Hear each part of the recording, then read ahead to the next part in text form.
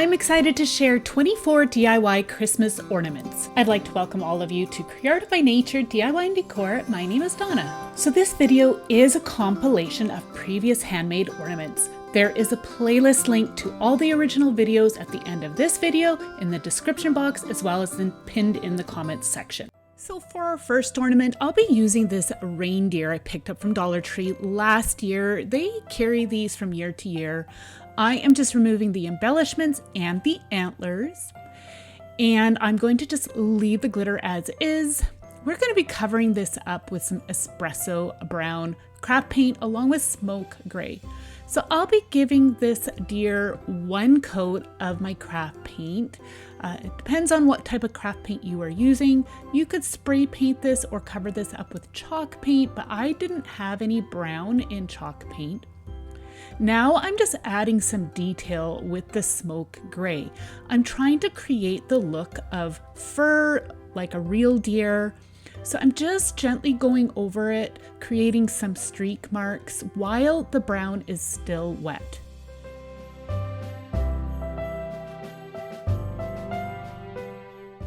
Once you have the look you like, you can allow it to dry well. Once dry, you could leave your deer as is, but I would give it a clear coat of some matte varnish.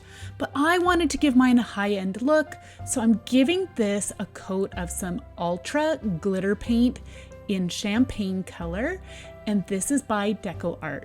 Now I love to use DecoArt craft paints, so I am going to have a list for you in my Amazon favorites store, so you can go check it out if you can't find it in your local area.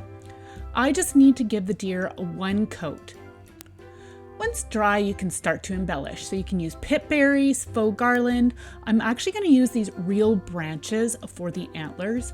So I'm going to use the holes that are already there, but I need to also create a hanger. So I am going to be placing the antlers in the back hole, and I had to just make that a little bit bigger, but I do end up changing it out, and I will be showing that to you here in a bit.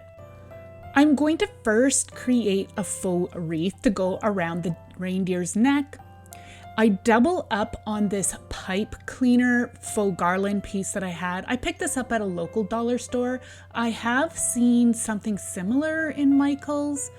So you'll just have to check out what you can find around at your craft stores or dollar stores. So I'm just bending it to form the shape, and then I will glue it into place.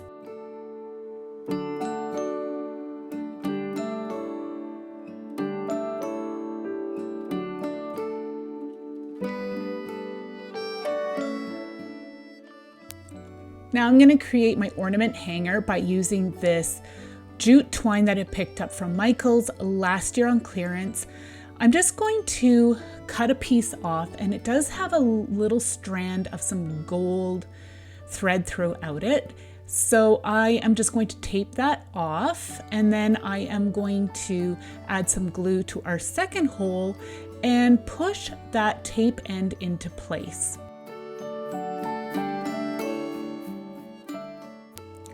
So at this point, I'll be honest, I didn't actually really like where the hanger was, so I do end up changing that. But I add a little bow first to our wreath, and I decorate that. So I'm just using a wire just to create a simple bow, and then I will glue that into place.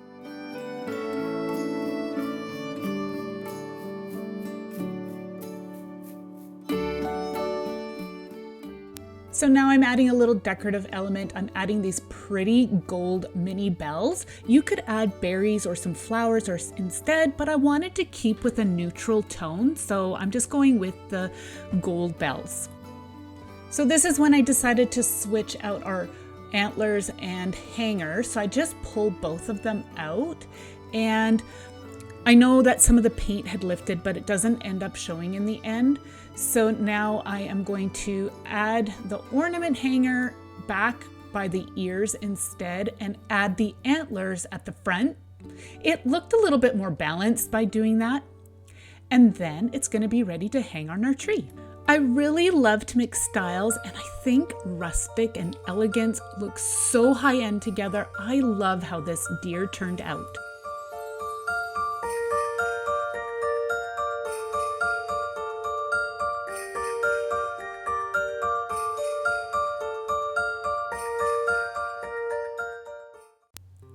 So Dollar Tree has had these trailer ornaments for a couple of years now, and I have been wanting to work with these for a while. So I'm gonna make them over, but first you need to give these a coat of gesso. Gesso is a primer. I discovered that red paint seeps through any paint that you put over top, so you want to seal that up.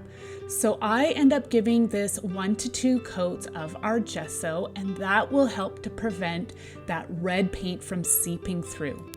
I'll have a link in my Amazon favorites for that one as well.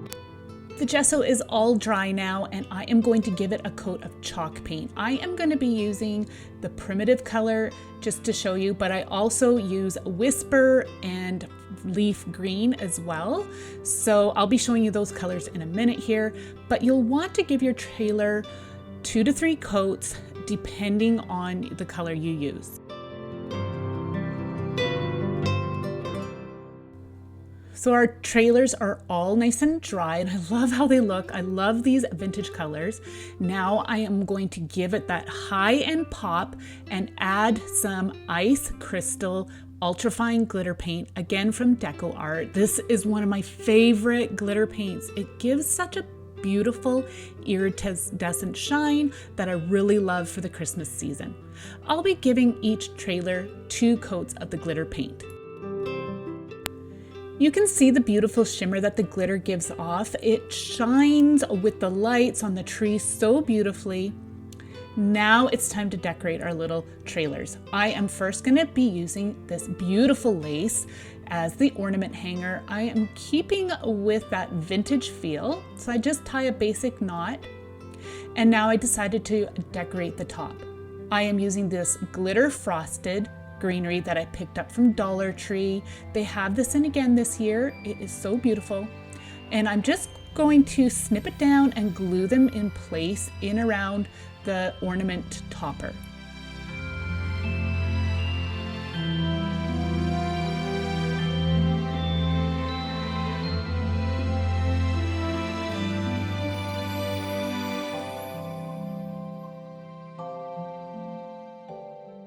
So now I'm going in again with some mini bells. I'm using the silver, and I really like these. There's 2 different sizes. Again, you could use some florals, or you could also use some berries. Use whatever decorative elements you like for your Christmas decor.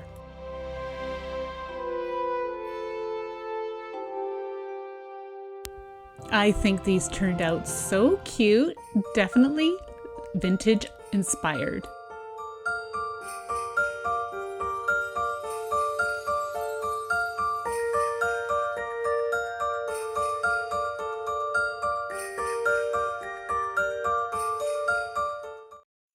So for our next ornament, I'm using these twig balls that are white with iridescent glitter. I'm just going to be using one, and this is the first time I've seen them at Dollar Tree. But first I want to create some leaves out of this birch bark. So if you've been following me for a while, you will know how much I love to forage for nature items that I could use in my crafts, and I especially love to use birch bark. So I'm just cutting out some basic leaf shapes, and I am going to be cutting out a total of 3.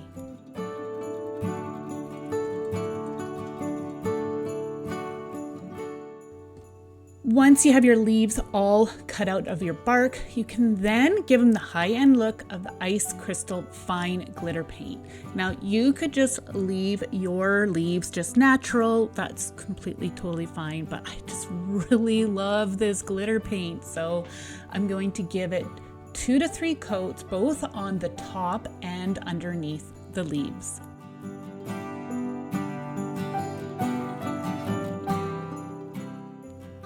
So our leaves are all nice and dry, and now it's time to assemble our ornament. So I'm going to be using these frosted glitter pine cones I picked up from Dollar Tree, and just some greenery I had in my stash, and along with some twine. This twine is iridescent, and I'm going to use it as my ornament hook. So I'm just finding the appropriate place for me to attach it, and then I will tie it into place.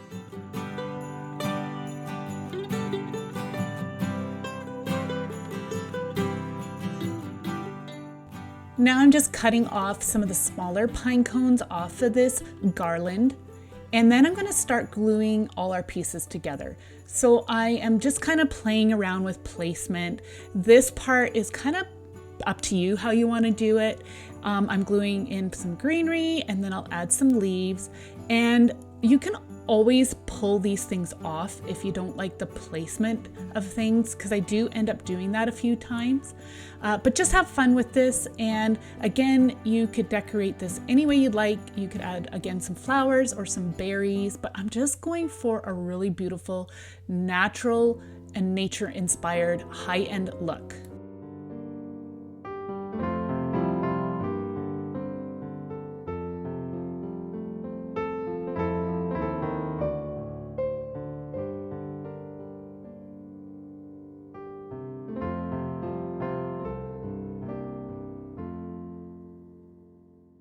So I'm really loving how this is looking so far. Now it's time to add some pine cones. I'm just gonna go with 3. And then I decided to add some silver bells. I don't know why, I'm just really enjoying adding these little bells to my projects. And I add 2 different sizes for a total of 6 bells.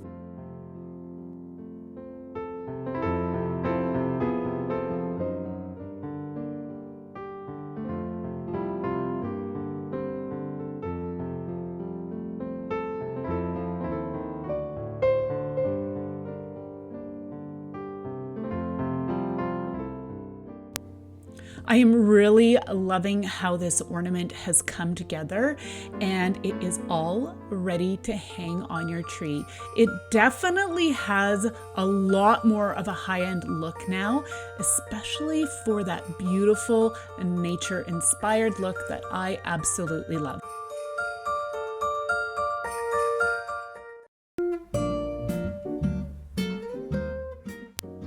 All right, so now I'm going to be making over this deer mount. Dollar Tree has been carrying this for several years now, and I'm just removing the embellishments, and the glitter fallout on these are horrible, but I knew I could cover this up with my primitive chalk paint, and that will help to seal it all in. So I give this actually just 1 coat of our chalk paint. I had really, really good coverage, and then I allow it to dry well. The deer mount is all nice and dry, and now it's time for that high-end look. I am going to be using champagne gold metallic paint from DecoArt. I love this champagne gold. It is a beautiful, beautiful gold, and it gives such an elegant high-end look.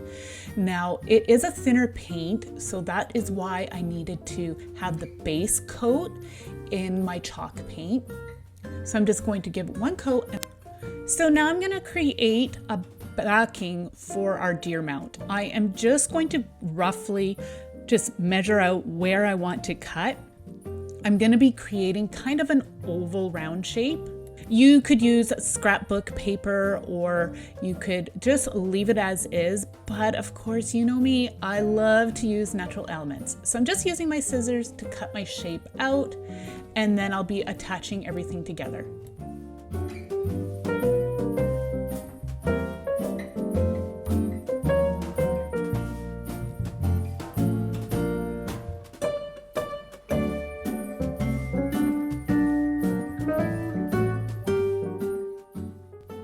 Before we put everything together, I decided to give our birch bark a coat of this champagne gold ultrafine glitter paint, and I just give 1 coat and then allow it to dry well.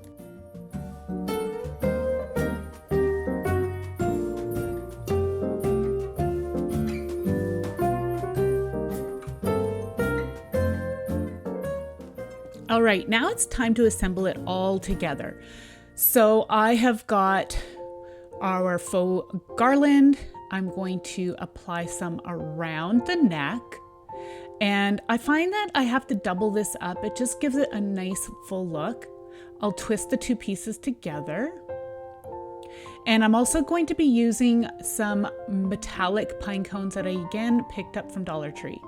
So first I am going to add some glue, bend and shape our garland into place and continue to glue it and hold till set.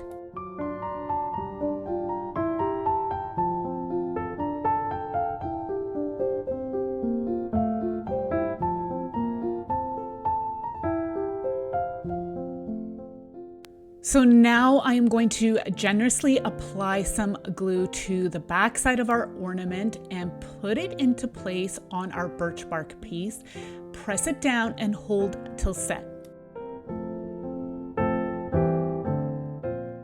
Here you can see I already added our pine cones and I went for the smaller ones, and now I'm just adding a few little pieces and adding them into the pine cones. You don't have to do this part, this is optional. Instead of the pine cones, you can use some other embellishments, but I just wanted to keep this part nice and simple.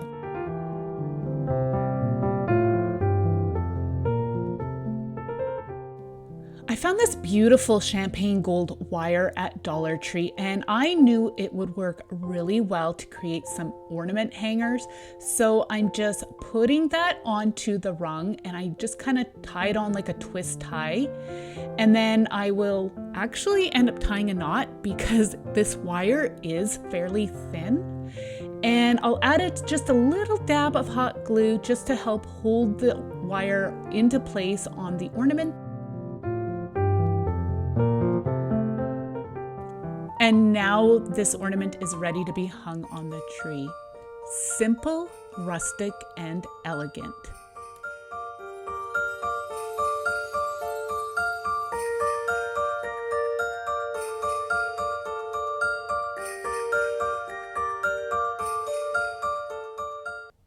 Okay, so this is something new at Dollar Tree. They have these galvanized tin houses that hold candles, but I knew I could turn these into ornaments. So you're gonna need to hammer a hole into the top of the roof. Use a really sharp end nail and then a wood block and hammer a hole through the top.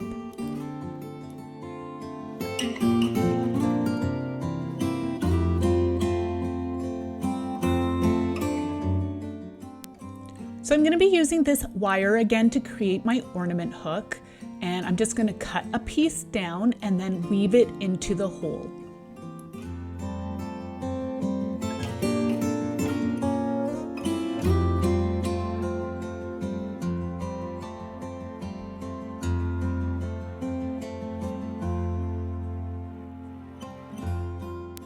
Once the wire is through, you're going to create a bit of a knot on the end, and then add a little dab of hot glue and pull this into place. The glue will help hold that ornament hook into place on the inside. So I've got this thin piece of cardboard. You could use chipboard as well. And I am going to use a pencil and trace around the houses. Now, you don't want to trace around the overhang of the roof line. The back side is just a basic shape, as you can see here. And then you'll be doing that for both, then cut them out. Now I'm going to be creating some bases. So this just is going to be some trial and error for you. It depends on how big of a base you want. So I'm going roughly 2 millimeters at the back side, and it's roughly 2 centimeters or so. The width is a total of 2.5 inches, and it is about 3.5 inches wide. So now I'm just going to cut that out with my scissors once I have the desired size and shape I like.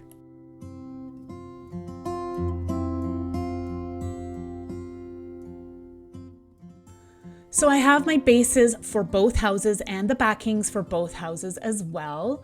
And I am going to be covering these pieces up with some scrapbook paper. So one of them, the galvanized one, I'm going to be using this sweater paper, and I'm just tracing around it, and then I'll cut it out. And then I'm going to be using some Oohoo glue and putting this into place. Oohoo glue is a great glue stick. I really like it. And you'll just want to generously apply the glue. You could use some wet glue as well. I'll put my scrapbook paper into place, and then I like you to use a bone folder to smooth it out well.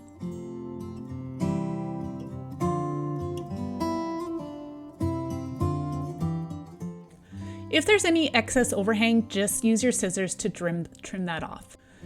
Use any scrapbook paper you have in your stash. I am now going to use this iridescent polka dot paper, and that is going to go on the inside of our houses. And I'm hoping that'll be a little bit of a reflection because we are going to be putting some lights inside. So I'm just tracing around our cardboard piece again, and again, cut it out, use some glue, and apply our paper. I do the same for the other house piece, but I use a different pattern for that one. It is a holly pattern. It is really, really pretty. Again, just use whatever scrapbook paper you have in your stash.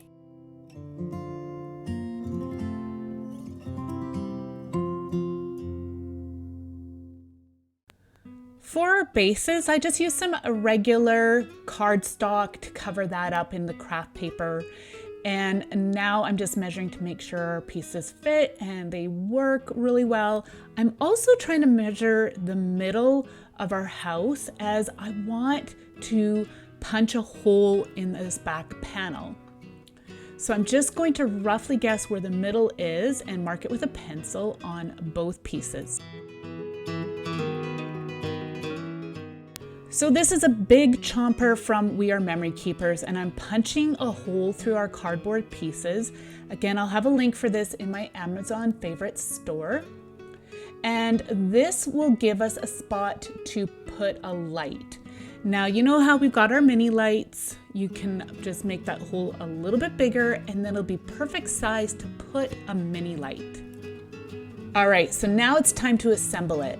I'm going to just mark out the base on our little panel. I want to make sure that I have enough room to support our back panel, as you can see here.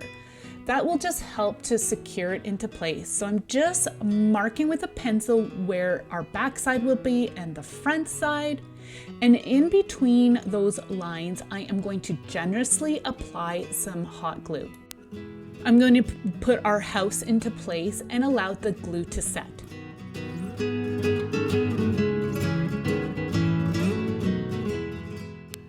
So now it's time to attach our back panel. You're going to apply some glue to the edge of the panel and then quickly put the piece into place on the back of our houses.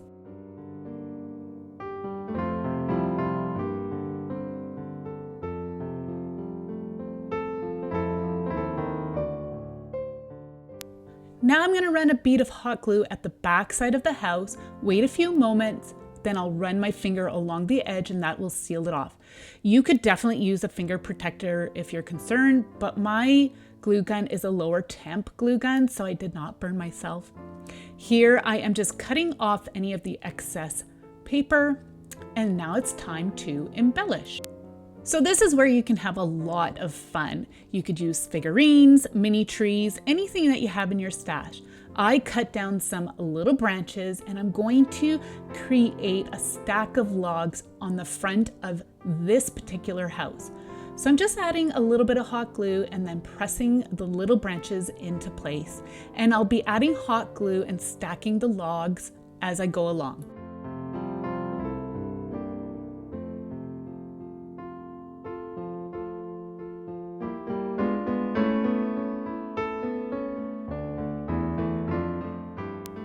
Now I've dove into my stash of mini trees. This particular one I got from a store called Dollarama, but you can pick these up at Michael's, any dollar store, and I even have them in my Amazon store as well. So I just added hot glue and put them into place.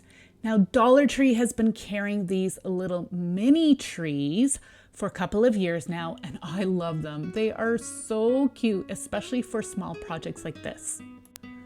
So for this house, I decided that I wanted just a little miniature wreath. So I'm just bending this faux garland into a circle, just big enough to fit around the star.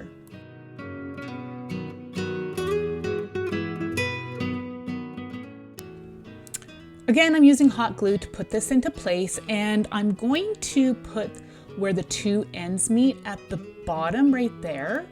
And I'm going to be covering that up with some little mini silver bells. You could use berries or a bow as well, but I just wanted to keep this simple.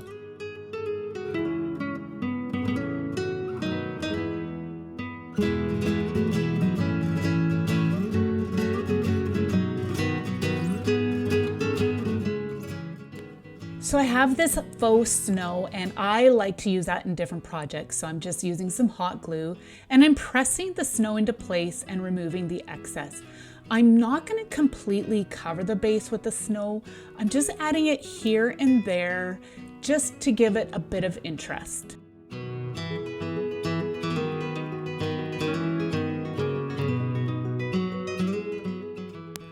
So this next part is optional, but I just wanted to finish the edge of our base. So I'm just using this faux garland. It's kind of like a pipe cleaner.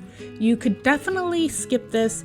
I just didn't like the raw edge of the cardboard showing. So I'm just gonna add this a little bit. This gives it an extra high-end look if you can finish your edges off properly. So I just cover each side. Now I'm going to decorate the greenhouse, and this one I am actually going to keep really simple by just adding some mini trees, some faux snow, finish it off with the garland at the base, and then it will be ready to hang on the tree.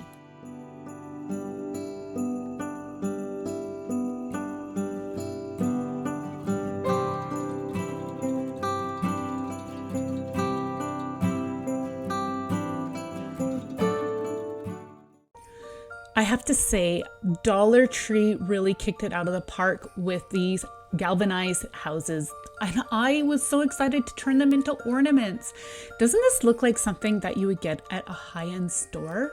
The light inside glows so beautifully. I love how these turned out.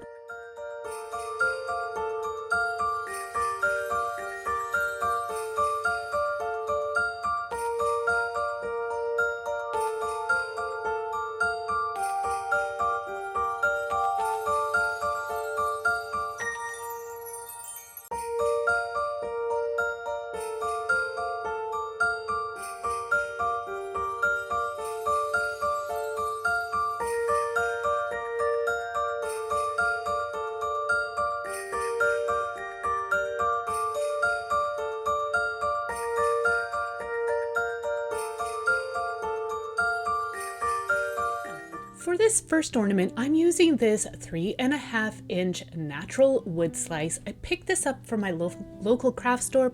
I am adding this eye hook to the top. I'm just using a nail just to kind of pierce through the bark of this one. And then I'm gonna just press and start to turn this in. I did end up having to use a tool, and that just helped me get a better grip on this, and I was able to get it in quite easily. So that is going to be our ornament hanger.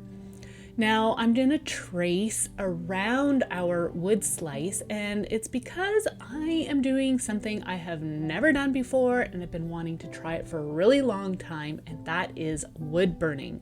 I'm creating my design here on my paper, and this is just to give me a rough idea of what I want my design to look like. Just something very simple. I had seen lots of inspiration on Pinterest, so I'm just kind of basing my design off of what I've seen online. And of course, since this is a lumberjack theme, I thought it would be fitting to do a tree design in the hills or in the mountains. So feel free to erase your mistakes like I am doing here. And then once you are satisfied with your design, you can then go ahead and do it on your wood slice. Now, thankfully, pencil does erase on wood as well, so I did end up having to change it a little bit, but I just used my eraser and it worked really well. So I'm just going to continue to work on my design on my wood slice, and then we'll move to the next step. All right, so this is the tip I'm using for my wood burner, and it's all ready to go. Make sure you have got a hot plate beside you. And then I'm just gonna go for it. I'm tracing over my pencil lines with the wood burner. I have never done this before, so you're seeing me do this for the very first time. And I have to say, I really like it. It's going to take a bit of time for me to get used to, but I could definitely see myself doing this more. So yeah, I liked it. So once I went over the main pencil lines, I just went ahead and I feathered in some more branches on my trees. I thought it just filled it in really nicely and gave a little bit more of a realistic look. And now I'm just going over my hill lines as well. I have to say, I'm pretty impressed that this was my first time and I was able to do this. It was great. So now I'm just erasing my pencil lines, and then I'm going to paint in some snow. So I'm just using this off-white paint and I'm mixing it in with a bit of water. I just wanted it to be a bit more like a wash. I didn't want a thick paint because I wanted to see the wood grain come through as well. So I'm just going to fill in the snowy area, and I'm making sure not to cover up the wood burned lines. Once you have the snow hills filled in, you can then go ahead and tap some little dots using the back of your paintbrush to make it look like it's snowing.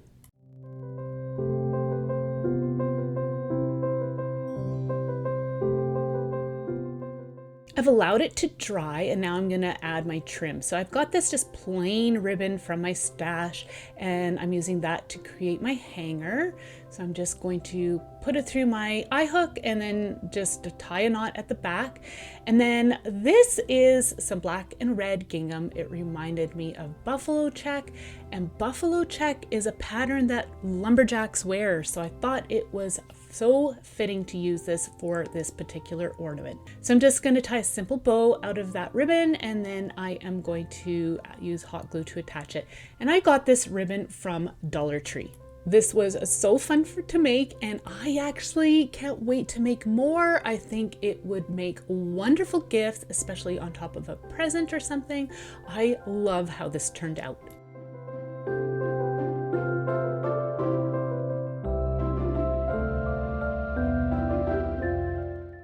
So I thought I'd create another forest themed ornament. I've got these white ornaments from Dollar Tree, they're plastic, and I had this pine cone evergreen napkin in my stash. I will be using some decoupage glue in the matte finish from DecoArt. So to remove the backing of our napkin, I like to use some tape, and that will lift those layers really easily.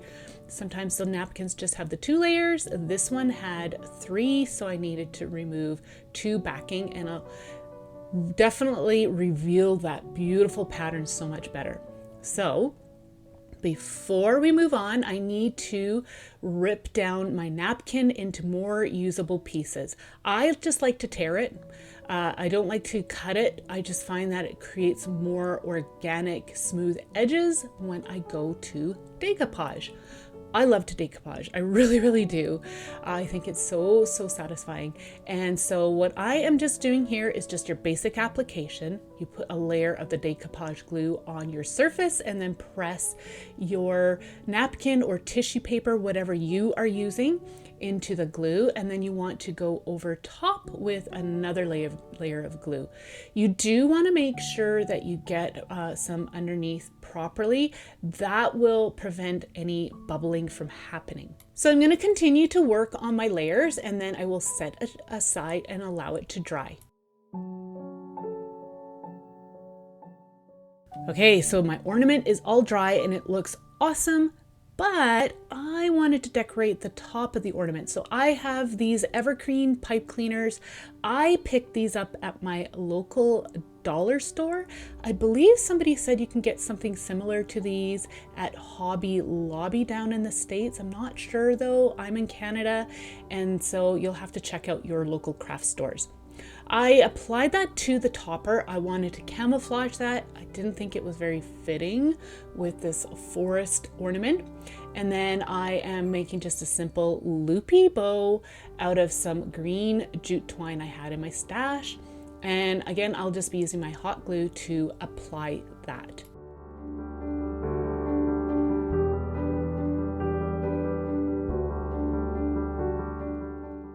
So now I'm going to continue to decorate the top. I have these really pretty kind of frosted pine cones, and I'm cutting them down just so that they're not so big and bulky. And I am going to glue those in around the topper.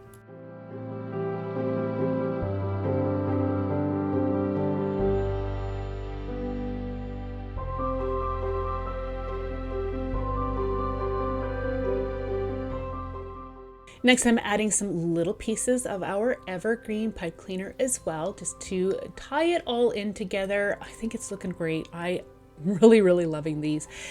This decoupage project was so easy to do as well. It again would make wonderful gifts if you made like a set of 3 for somebody. So I am going to go ahead and tie on a piece of our green jute string. Struggling with it a little bit there, so I used my wire cutters as a support to prevent it from rolling off on me. I did end up going ahead and filling it in all the way around. I just thought it looked a little better, but feel free to do any way you'd like. I am loving it. It is perfect for that forest and nature look, fitting if you are wanting to go with that lumberjack theme for your tree as well.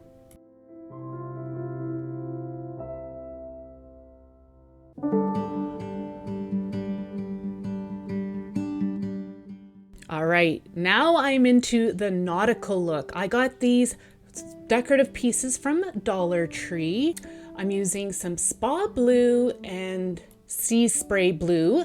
Those are both Deco Art craft paints, along with some metallic white pearl paint and my favorite glitter paint that again is put out by Deco Art as well, and it is the ice crystal. So I am painting my ornaments. I give 1 to 2 coats on each, and then I allow them both to dry well.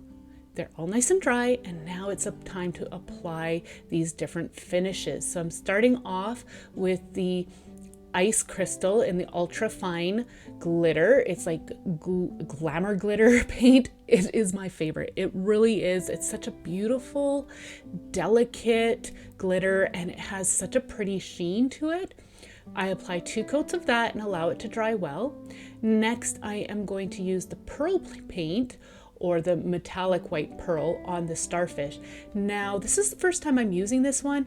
I'm not sure, maybe it would have worked better if I mixed it in with the paint. You could do it either way, but I really like how this looks as well.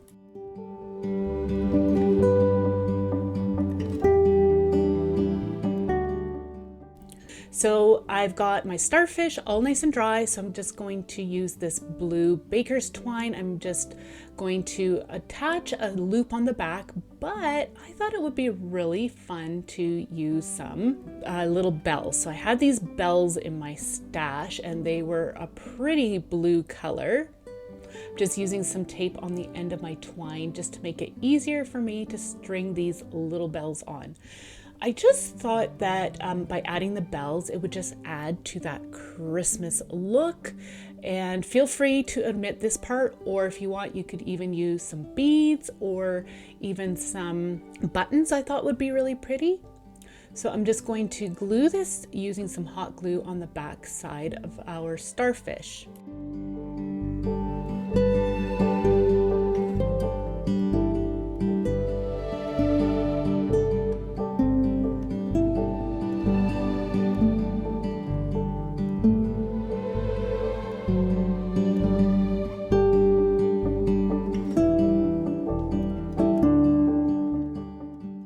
So the bells were giving me a little grief here, so I decided just to add the tiniest little bit of hot glue in the cluster, and that helped to hold them into place where I wanted them to be.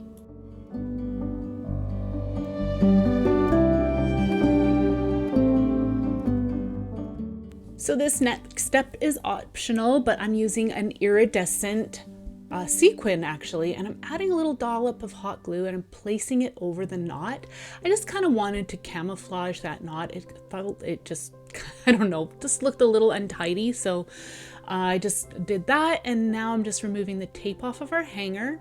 I am tying a knot just above the bells. That'll again help to hold them into place, and then I'm ready to work on the sand dollar. So for the sand dollar, you can see the beautiful shimmer that it has. It's so pretty. Again, I'm using the baker's twine, but this time I'm just looping it through one of the holes on this piece, and I'm going to tie just a basic knot.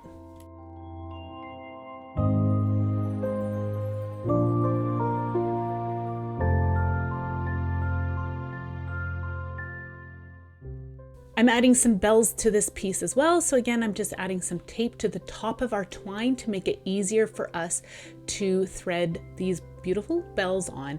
I believe these bells were actually vintage. I found them at the thrift store and they had a little bit of a different look than you would see at a dollar store. They are really pretty. So here they are. They're all ready to be hung on a tree.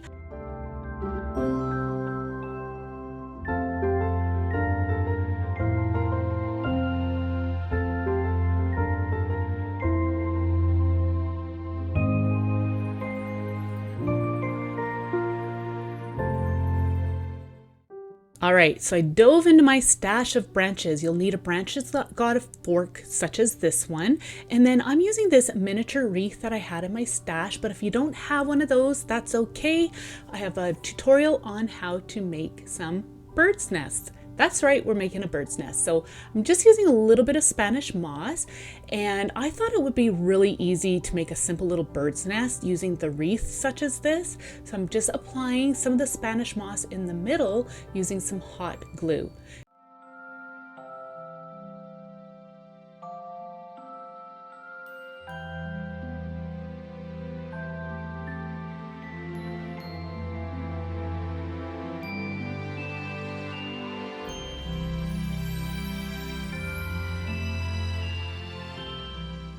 All right, so I'm just trimming up our branch and I'm going to apply the nest to the Y that you see right there on our branch. I want it to look like it's nestled right in there. So I'm just figuring out my placement, where to put my hot glue, and I'm just going to put a good amount of hot glue and then press the nest into place and hold it till it sets. Once it's set, then you can start to just trim the branch right down. You know what size you need, but of course it depends on the branch that you have. Now I'm going to decorate it. Again, I'm using some faux snow and these beautiful frosted pine cones. I got those from Dollar Tree. They're so pretty. But I wanted to just add a touch of snow first before I continued on. So I'm adding it to the branches using my hot glue and pressing the snow into place. And then I'm going to add some on the nest as well.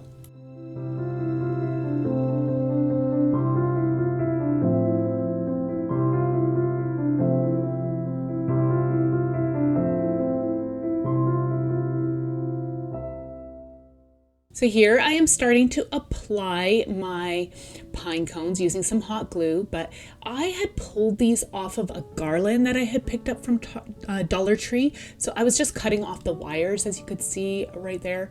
And again, just use your hot glue and press these into place and hold till set. Dollar Tree has had these wired pine cone garlands the last couple of years, and they come out with some different styles, so definitely check your store out. So once you've got some pine cones into place, I decided to add some evergreen. Again, these beautiful sprigs are from Dollar Tree. They've got some glitter and kind of a frosted look, and I like the delicate fronds that they had. I thought it looked a lot like an evergreen.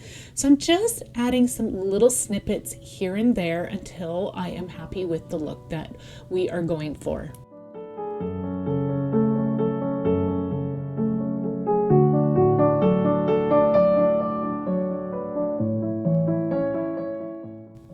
If you want, you could definitely add some like holly leaves. That would be really pretty. Some flowers, anything you have in your stash. So I've got my nest all decorated now to add a little bird. Now I would have used a red cardinal if I had one in my stash. I didn't. So I'm just using what I have. I have this cute little pink bird. I still think it looks really pretty.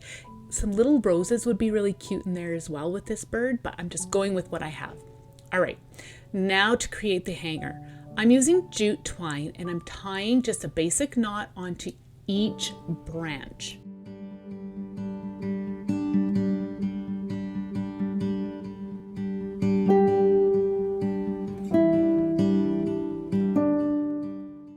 once you have a strand tied onto each branch end, then you can gather all those strands together. And what you want to do is just hang it and figure out where it is balanced and sitting steadily. And that is where you are going to tie all those clusters together, and that will create your hanger.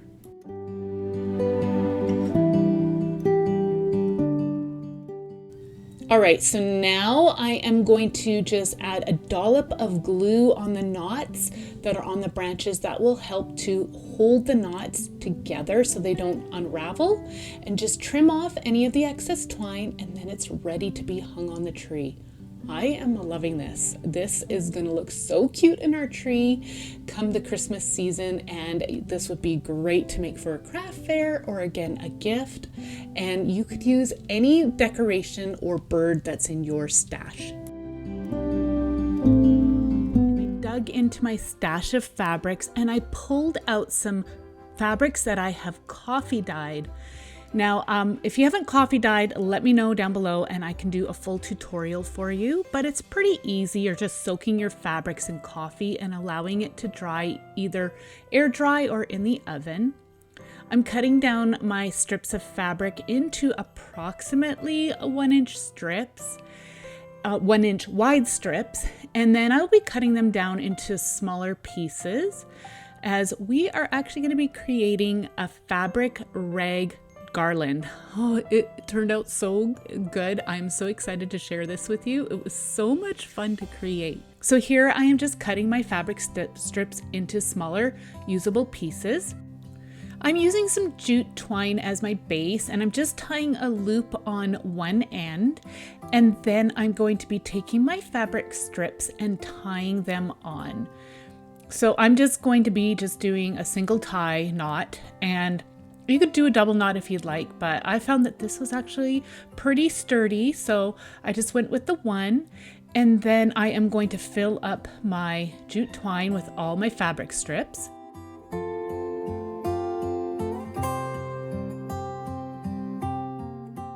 So I'm not creating any specific pattern. I'm just mixing up all my different colors and just filling it up until I make about a 4-foot long garland. You can make it really nice and full like I did here, or you could just sparsely add your fabric strips along your jute twine. Okay, so now that we're done with the garland, I'm moving on to the next project, and I dove into my stash of some birch bark. I tried to find the pieces that were the flattest. I also printed out some star templates. I just got mine off of Canva. You could hand draw yours if you'd like.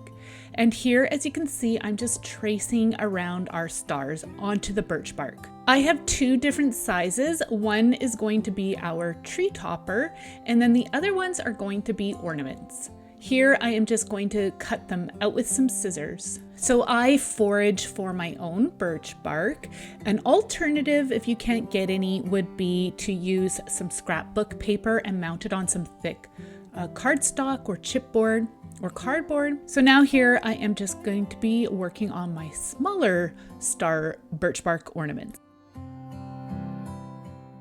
So I have all my stars cut out, and I want to turn the smaller ones into ornaments. So I need to punch a hole into one of the tips. Here I have a crocodile big chomper or big bite, sorry, and it's put out by We Are Memory Keepers, and I'm going to be using this to punch my hole. Now, if you want to know where you can get it, you can get it on Amazon. I have a link to my Amazon favorite store listed down in my video description. Here I have my hole punched out, and now I am using some jute twine to create my ornament hanger.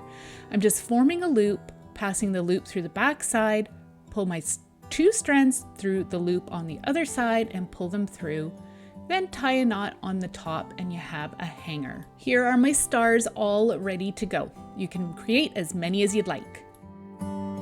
All right, so now I'm going to be creating some felt hearts. I've got 2 different shapes and sizes of hearts, and I'm tracing them onto 2 layers of felt, as you can see here. And I'm using just a black pen to trace around them, and then I'll be using my scissors to cut through both layers.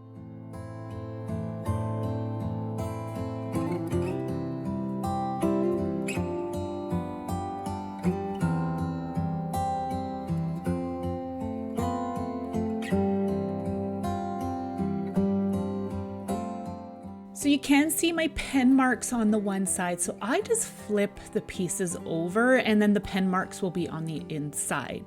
So I did select one more color, but it turns out I didn't like how it looked with the birch bark, so I didn't use that one. So I just stuck with the yellow and the green. Here I am now choosing some embroidery floss for my stitching. So you can use, of course, any colors you'd like. I am just going with a green and a golden color for my stitching. And now I'm going to thread my needle and tie a knot on one end of our thread, and then I will start to stitch.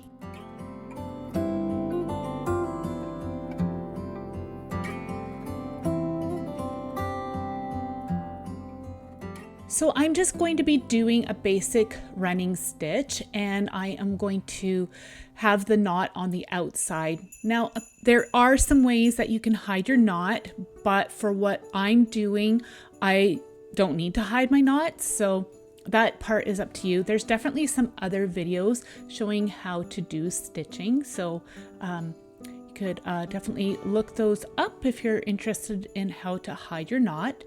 So I'm just going to stitch along the edge until I get near the top on the opposite side, and then I'll show you what to do next. All right, so I have my opening left, as you can see here, and I'm going to be using some fiber fill, and I'm going to stuff our little heart just to create kind of like a little mini pillow look. They're so cute. So I'm actually curious. So I like lots of different styles for Christmas time. I love primitive, but I also love shabby chic and farmhouse and just so many different styles. I would love to know what your favorite style is by leaving me a comment down below. So I have my stuffing in and I'm going to finish stitching up my heart. If you need to add more fill, go ahead and do so before you completely close up your heart. So once your heart is all stitched up, I then go and make sure that I end on the same side as I started. And I am going to tie off the two strands together, as you can see here, and then trim off any of the loose ends.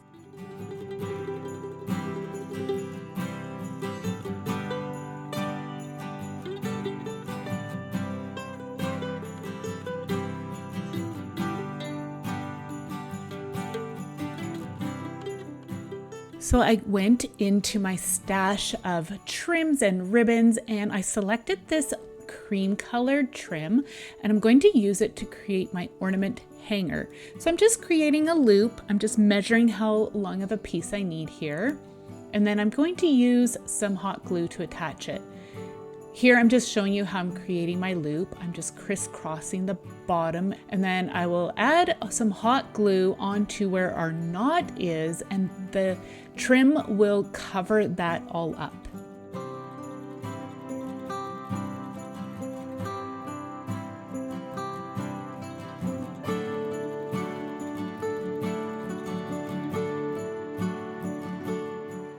So next I'm just creating a simple little bow out of our trim. You could definitely add a button, or I have also added just a little piece of fabric, the same fabrics that I used in our garland. And just feel free to create these any way you'd like. They are so cute. I actually really enjoyed making these. Here you can see the selection that I had made for my little tree. So for this project, you want to start off with a wood bead that is flat on one side. It's like a drawer pull, as well as a mini wood pot.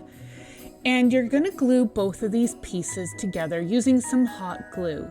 Allow the glue to set and then give them both a coat of some paint in the color of your choosing. I am using champagne gold put out by Deco Art. So you can pick up these wood round beads from thrift stores, craft stores. You could probably even get a drawer pull from the hardware store. And these wood pots are from the craft store. Next, you're going to need a selection of textured yarns, as well as some fabrics. This is some lace tablecloth and some cheesecloth, as well as some coffee dyed cotton fabric. Here I have some trim with some iridescent sequins and beads, and assorted ribbons and trims and lace. These are spools of lace from the dollar stores. So I have all my pieces cut down to assorted sizes and in different piles. And what I'm going to do is choose a selection and layer them in my hand. We are going to be creating kind of like a tassel. So you will want to mix up all your different textures within your hand and layer them all together. This is going to just look so gorgeous. Just wait until you see.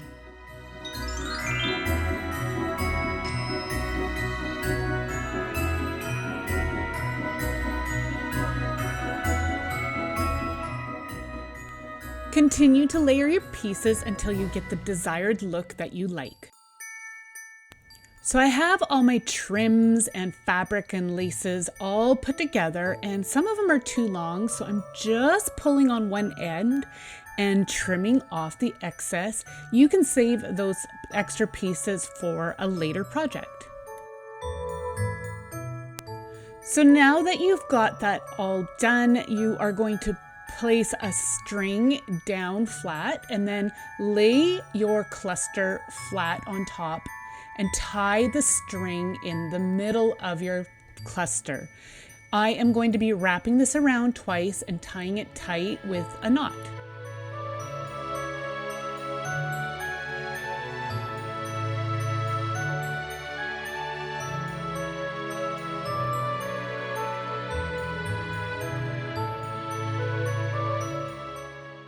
So I am just going to cut some of my fabric ends on an angle. I just felt that the blunt end was just a little too harsh for this project.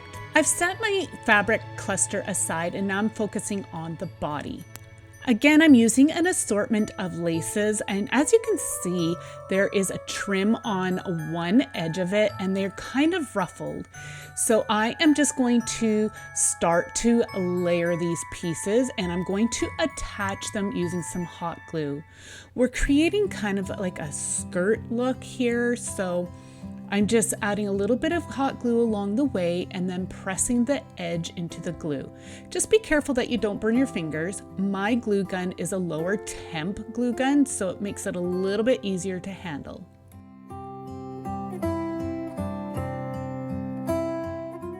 Once you have their first layer on, you can continue on with a different lace, and you're going to start off in the same spot.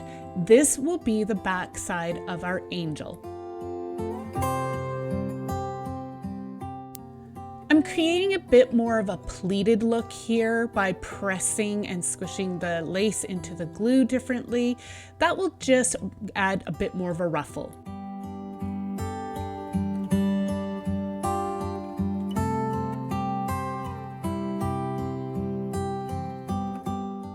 So I'm going to continue to add my lace. I end up needing to use a different width lace for the top, and I will be showing you that in a moment.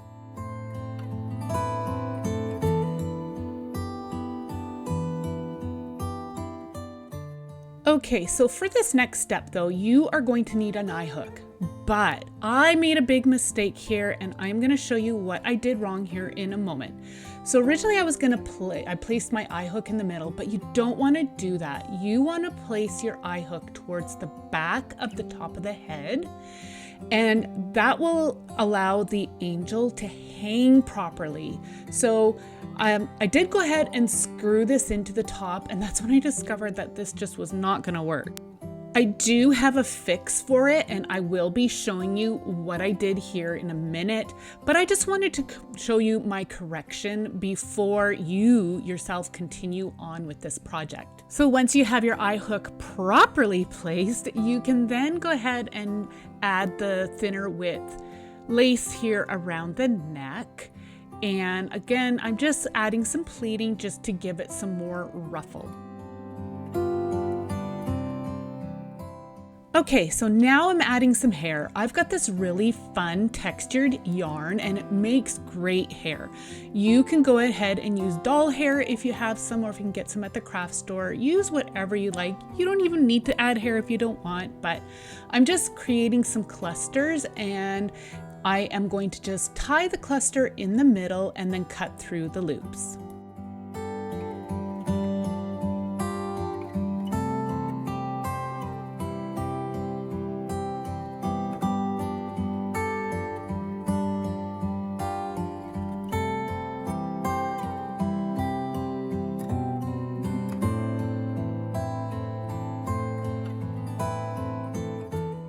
I'm now going to create another cluster, and this one is going to go towards the back of the head. This one's going to be a lot thicker. Once you have your clusters all complete, you want to make sure you are working on the back side of your angel first. I'm just making sure that my eye hook is lined up appropriately so it will hang properly. And then I'm going to use my thicker cluster of hair, and I'm going to glue that to the back side of the head.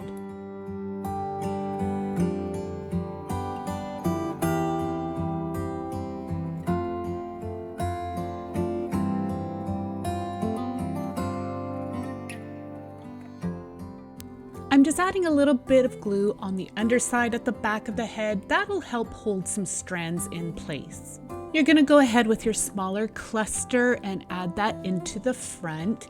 Now, I did 2 separate clusters because I didn't want it to be too bulky on the very top of the head. This allowed it just to spread out nice and evenly. Okay, so now for the wings, I have a selection of just some regular natural fabric, some lace, and some coffee dyed fabric. I am going to cut these down into smaller pieces, and then I will be layering them. Here I am just gathering the fabric just to check for measurements, just to see how wide I need to make my fabric. And here I'm just scrunching this fabric up. I wanted to create a bit of more of a frayed edge. And now I have folded it up, and I'm just going to round off the corner. That will just create a smoother look. I like the look of the layered fabrics and the assortment of fabrics. That just goes along with all the different textures that I have in my cluster, as well as in the skirt that I had created. I have all my fabrics cut down to size and layered. This piece is the back side here, and this is going to be the front. So now I am just taking a piece of string and I am going to tie it off in the middle. I just want to make sure that it's gathered so you can create a wing type shape, as you can see right here.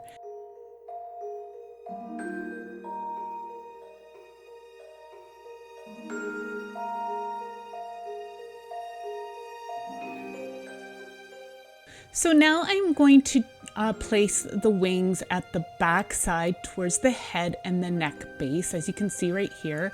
So I'm just generously applying some glue to the middle, and then I'm going to press that into the back side as shown. And you want to make sure you allow that to set well. So here I've just made a simple little lace bow, and I am going to attach that at the neck. That'll just finish that off nicely. Here I decided to give my angel a bit of a bang, and I did that because I just felt like there was just too much forehead. This is completely by choice. I just preferred this look, and you'll see how it looks once I create the halo. So I'm just adding a touch of hot glue, again, just to help hold the hair into place. Okay, so now for the halo. I got this iridescent pipe cleaner from Michaels and it is so pretty. So I'm just going to wrap it around and then twist it on itself, and then I'll add a bit of hot glue and put the halo into place.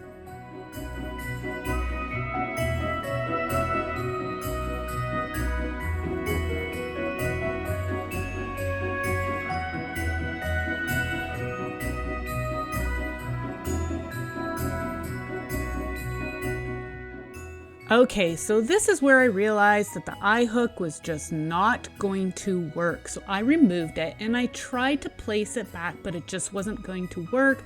The hair was too thick, but it definitely hangs better if you place that hook towards the back. I instead ended up adding this string and just adding a good dollop of hot glue. And you can see how I'm fixing my mistake here. And I'll add hot glue and put that into place, and it ends up hanging just fine. So if you do end up making the mistake, then you can fix it.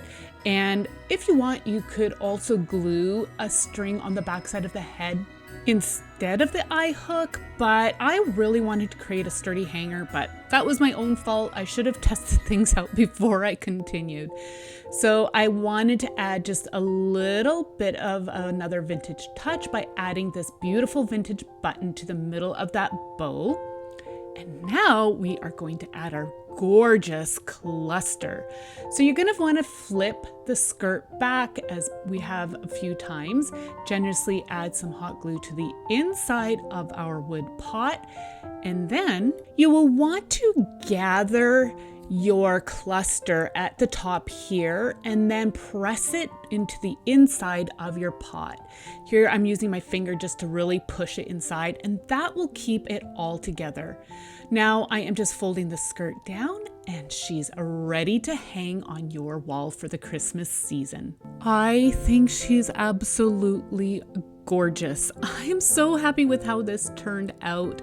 I can't wait to hang it up in my master bedroom, where I love to add a romantic, shabby chic, vintage inspired Christmas DIYs.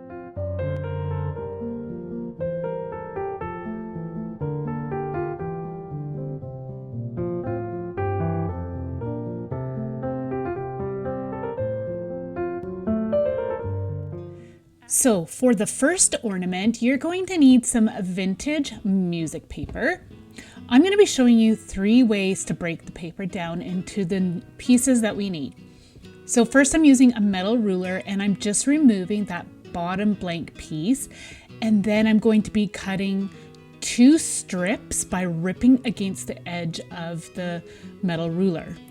Next, we'll be creating an accordion style fold for both pieces. So I'm doing this manually, but I do have 2 other tools that you could use instead of just doing this by hand. So this time around, I will be using my paper trimmer by Fiskars. So any of these tools that I'm using, I will try to have some links for you in my Amazon affiliate store if you can't get them in your local craft store. And again, same thing, I am going to be doing the accordion fold for these pieces as well. So an alternative would be to use a scoreboard. This one is the Martha Stewart scoreboard, and I'm just running about every 1/4 inch a score line. And it makes folding so much easier, and all your folds are going to be nice and even. So this option is by far the easiest, and it is using a die cut. So I have my Sizzix die cutting machine, and I'm trimming my paper down to size so it'll fit on my plate. And I will again try to have all the tools that I can find on Amazon available for you in my affiliate store. So I am going to be running the die through my machine 2 times, as you will need 2 pieces of the sheet music. And with this die, it creates an embossed score mark, again, making it so much easier to fold. All right, so I have both my pieces folded in the accordion style, and now I need to attach the two pieces together. So I am just taking one end of each piece and I'm going to be using my tacky glue and adhering them together. Use whatever glue you'd like to use. This one is my favorite.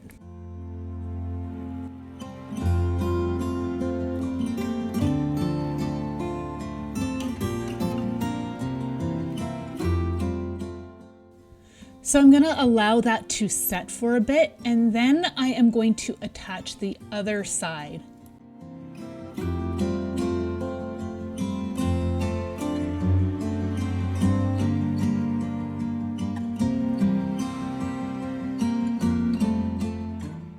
So I'll set that aside to dry, and then the next step is using these vintage Christmas stickers. I remember playing with these as a kid, and I found this package in the thrift store. So I just chose this deer sticker, and I thought it was so adorable. I wanted to embellish it with this fine glitter paint put out by Decoar. Again, that'll be in my affiliate store. And I'm going to give it 3 coats. I really love the shimmer that this creates, and the light reflecting off of it is so beautiful. All right, so now it's time to assemble our pieces. So our sticker is all dry. I'm going to set that aside for now.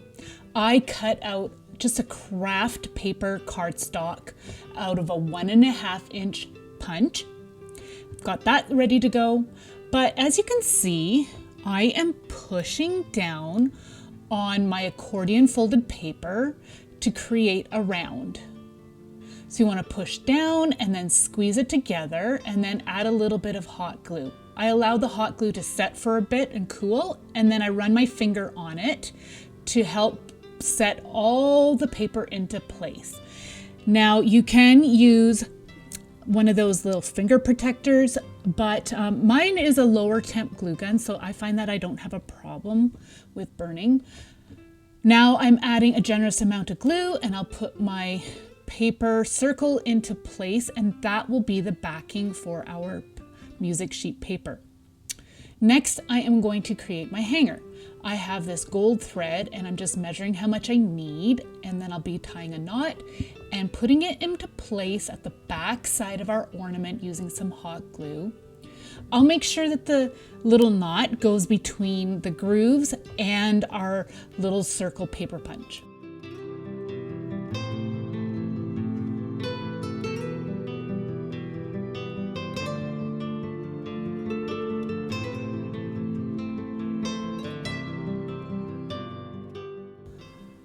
All right, so once that's set, then you can start to embellish your ornament. I got this beautiful iridescent glittered tulle from Dollar Tree during Valentine's Day last year. I'm just cutting a square piece and then I'm going to round it off.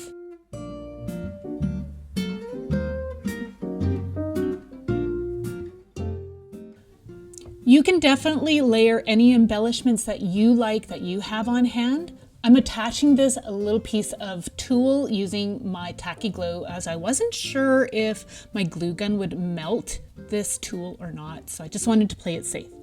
Next, I'm adding some light green metallic thread. I picked this up at my local craft store several years ago. It was in my stash, and I have seen people use it in paper crafting, and I thought it was such a beautiful touch. So I'm just creating some messy loops, and then I decided that I'd use just a hint of hot glue on top of where my tacky glue was to add this, and it did not melt my tulle since I put it on top of the wet glue.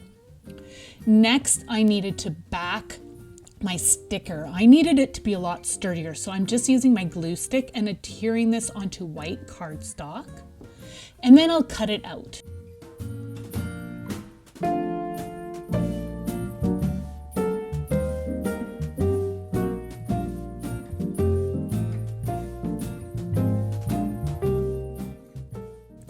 You can see here I added some dark green metallic thread as well. I wanted to create a little bit of interest, and I wanted to also create some dimension. So I am going to add some foam tape to the back side of our deer sticker, as you can see here. And then I will be just adding some extra adhesive and attach it to the front of our ornament.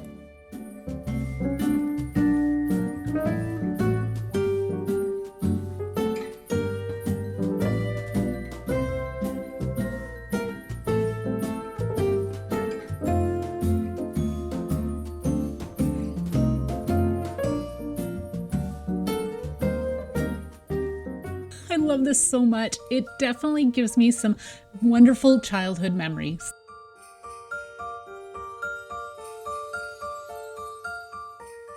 For our next ornament, I'm using this vintage Christmas card that I found at the thrift store, and I loved the image with this angel and the tree and the deer. I'm just going to be using this circle die set that I have, and I'm just trying to figure out what size of die I need. I decided to go with this one. It is 3 inches across. So again, I'll be using my Sizzix die cutting machine, and I'm just figuring out the placement for my die. I like to use some washi tape just to help hold my die in place, just so it doesn't move as I run it through the machine.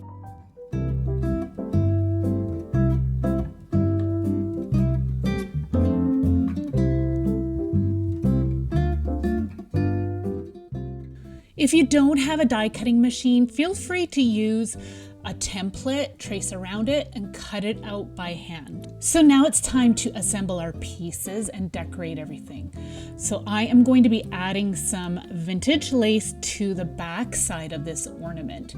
Now, I was inspired by Pinterest lately, and they had something similar, but people had crocheted the edges. I can't crochet.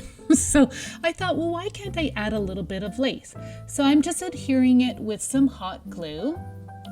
And I discovered that it was kind of warping a little bit, so I am just cutting through the lace, and that helped it to lay flat a whole lot better.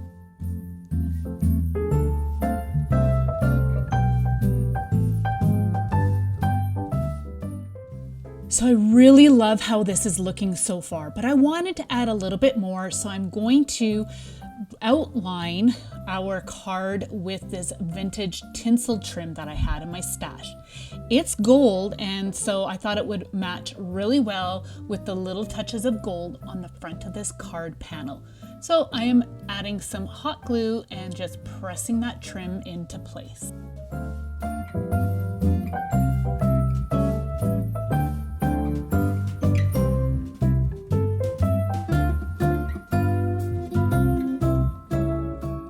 So I really like how this is looking. It has that vintage feel that I am absolutely loving this year. So I trimmed that off, and now it's time to add our hanger. So I'm just using this gold cording again. So I'm just creating my loop, cutting it, and then tying it off at the bottom, and then gluing it onto the back side of our card ornament. I'm just remembering where the center is, and I'm just using some hot glue to attach it.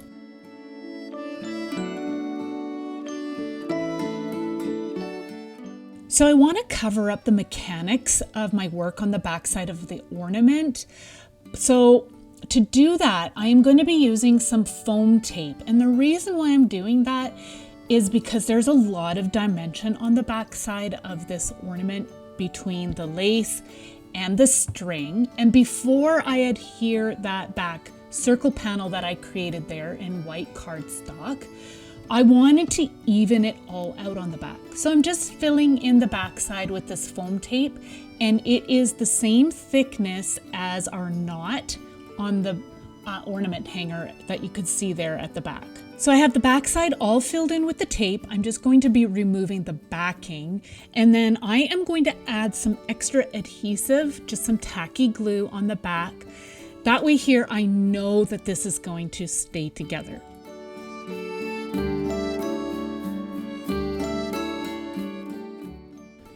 Now you can add that panel to cover up everything on the back side. This ornament could definitely be used as a gift tag. I think that would be wonderful to gift. I think this turned out so cute.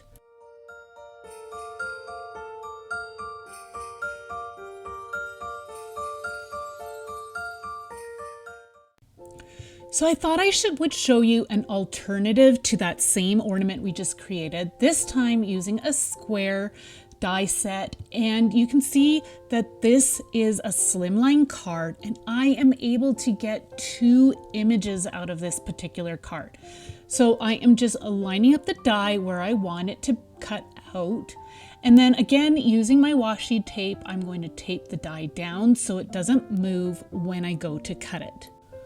So once you've cut through the first time, then you just need to move your die in place, and again, just line it up on the image that you want to use for your ornament. These images are so beautiful. I love that.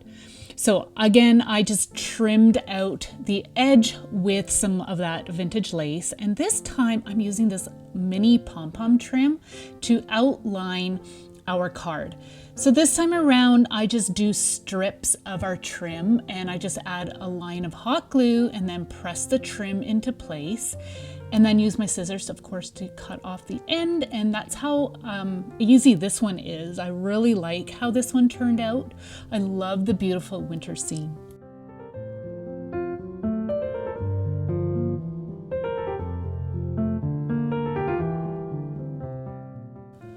So I'm using this really pretty eyelash trim for my hanger, and I just cut it down to size and again use my hot glue gun.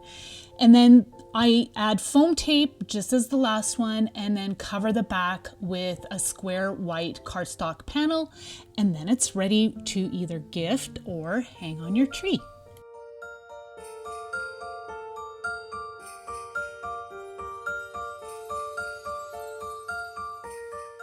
So for this one, you're going to need a tea-stained doily and some vintage sheet music. I had found this lid. Yes, it's grubby from paint, but it was the size that I needed for the center of our doily.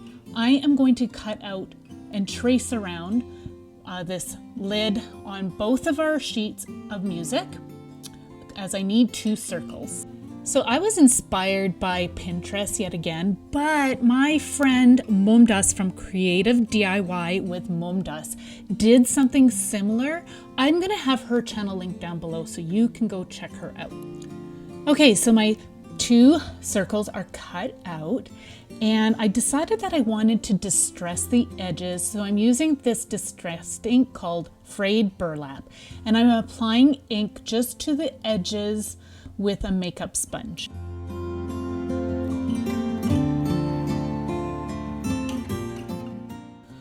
So I felt like the color blended in too much with our doily, so I decided to add a bit of this green color called peeled paint, and I just randomly apply that to the edge, and I really liked how that turned out a whole lot better. It just added just enough contrast between the edges of the paper and the doily. So now I am going to be using a glue stick and adhere it to the front and the back side of the doily. This is the Jot brand. It's what I had in my stash. It actually works really well, but my favorite glue stick is the Woohoo brand, but I was all out, so I'm just using my Jot's glue sticks. So I'm generously applying it to the back of our sheet music and then pressing it down onto the doily. I'll use a bone folder to smooth it out.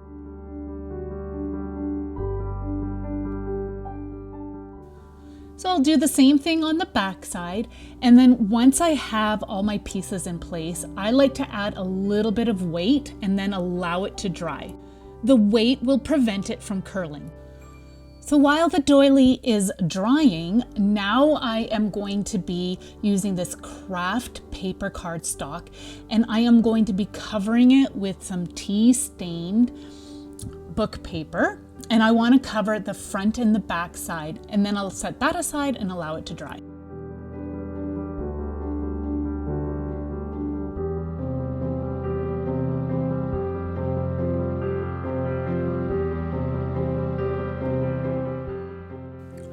decided to distress the edges of this piece as well using the fray burlap. So our doily is all nice and dry. I'm folding it in half, and then I'm going to be cutting it down along that fold line to create 2 half circles. Okay, so I am going to be folding this bottom up so the tip is about 3/4 of the way up on the edge. Next, I'm going to be flipping it over, and I'm going to create a fold line against that edge that we already had on the base. I'll be folding it over again and doing the same thing.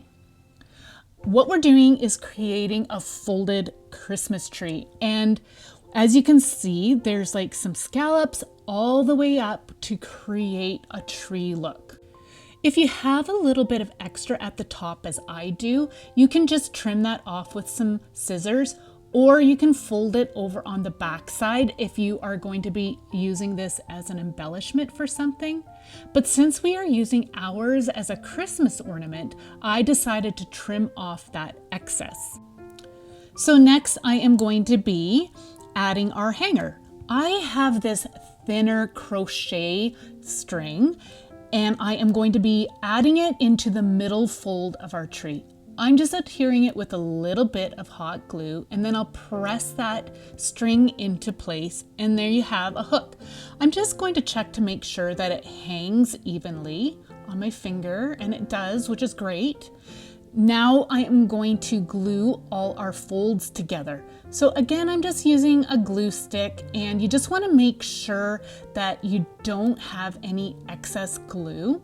So it's best to add your glue to the inside flap, as you can see right here, and then you can fold it back over.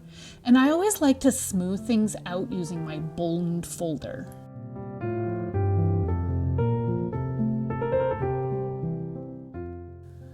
So once you have all your pieces all glued together, you can just add a little extra glue as needed in spots, and then press it down and then allow it to dry.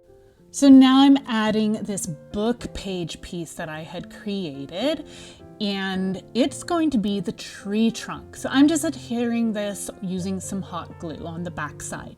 You could use sheet music if you prefer, but I really like the contrast that this had created. So you can embellish your tree any way you'd like. I'm just adding this little vintage button to the top of our tree, and that is it. It was so easy to put together, and I just love how it looks. Again, this would make a really great gift topper.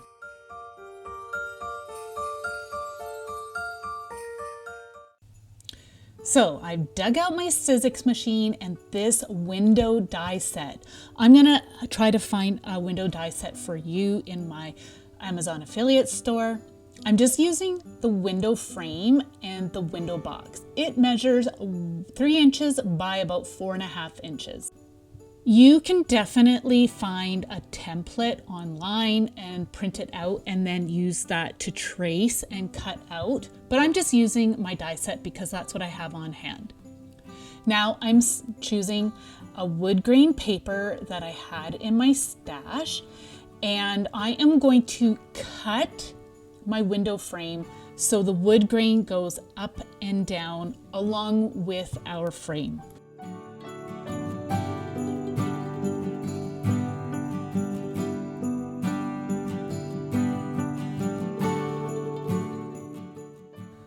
So I'm going to also need some Christmas cards. I picked these ones up from the thrift store, and I loved the winter scenes. So I'm just playing around with our die, and I wanted to select a winter scene to go within our window frame. I really like this one here with the little house in the background. I'm using a black pen, and I'm just going to create some registration marks just so I know where to cut out our image so it will fit within our frame. I'm going to be using my paper trimmer to cut my image out, and I'm just following the registration marks that I had created. You could definitely use a ruler and create a line and then use scissors, or you could use an X-Acto knife. Just use whatever you have on hand. So my image is all cut out, and now I decided to distress the edges of our window frame just to make it look old and weathered. I am using the framed burlap, and I like to use a little cosmetic sponge just to apply the ink. And then I'll let that dry, and I do the same thing for the window frame and the window box. Using this small makeup applicator helps you to get into these little spots like you can see here.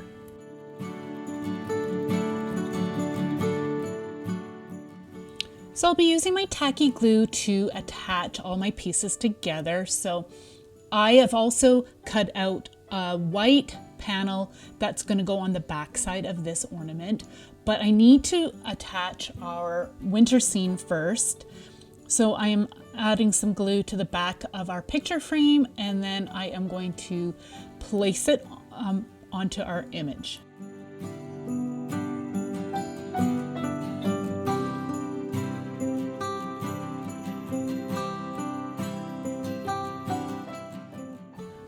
Once the glue has set enough, then you could add your hanger.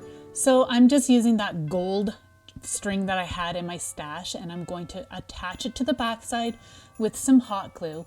I didn't add knots as I didn't want to create too much bulk in the back. And now I am going to be adding the window box. So I am going to be using my foam tape, and I adhere it to the back side of the window box.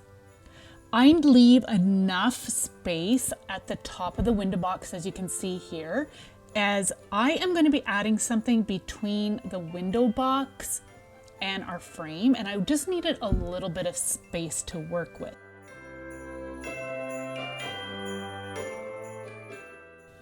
So just as the previous card ornaments that we created, I am going to be using some foam tape on the back side of this panel, and then adding our white cardstock panel to cover everything up so you don't see all the mechanics of our work.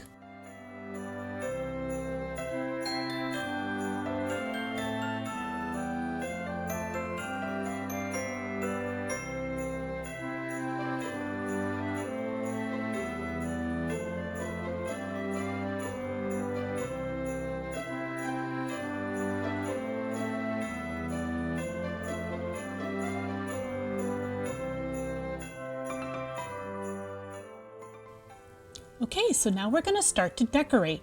I had this greenery in my stash. I picked it up from a store called Daiso a couple of years ago, but use anything that you have in your stash.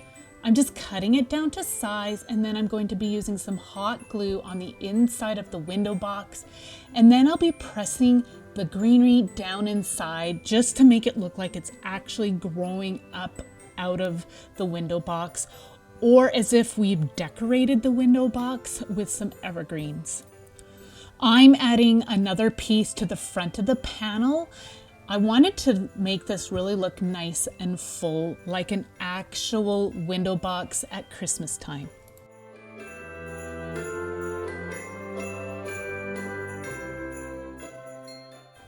For some added interest, I am adding just a few of the pieces of green to the top corner, as you see here.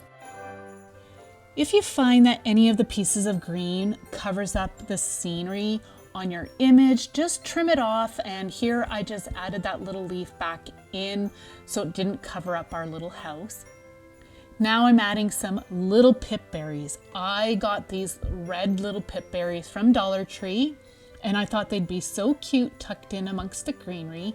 So I'm just using some hot glue and I'm placing them randomly throughout. I love how this turned out. It is so fun and whimsical, and definitely would be beautiful as a gift tag or an ornament. So I went into my stash of some thrifted Christmas cards, and I love this one with the barn scene. There's so many images to use on this one. This one's got foiling on the front, but I decided just to use some of the images on the back side. But first I needed to cut out a 2-inch wide strip of cardstock. For now I am using this brown cardstock, but I do end up switching it out. I need this piece to also be 4¼ inch long. So for this project, I am using my scoreboard. I am going to score at the 2-inch mark and the 2¼ inch mark. And then I'm going to be folding at those spots, as we are going to be creating a little book ornament. So this is going to be the cover. And now I am just going to be figuring out what images I want to use. I really like these red barns here. So I'm just going to mark out where I need to cut it. So I just created some lines along the edge, and I created some dots so I knew where the edge of my score lines were. So now I am going to be using my paper trimmer. You don't have to do this part. You can definitely just use your scissors, but my paper trimmer was like right beside me, so that's what I grabbed. So I'm just cutting along those lines, and I'm just cutting out the image here, and they end up fitting perfectly on our panels.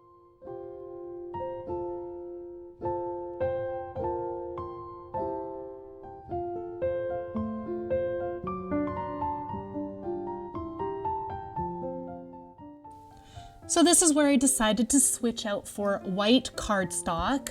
It went with the images a whole lot better.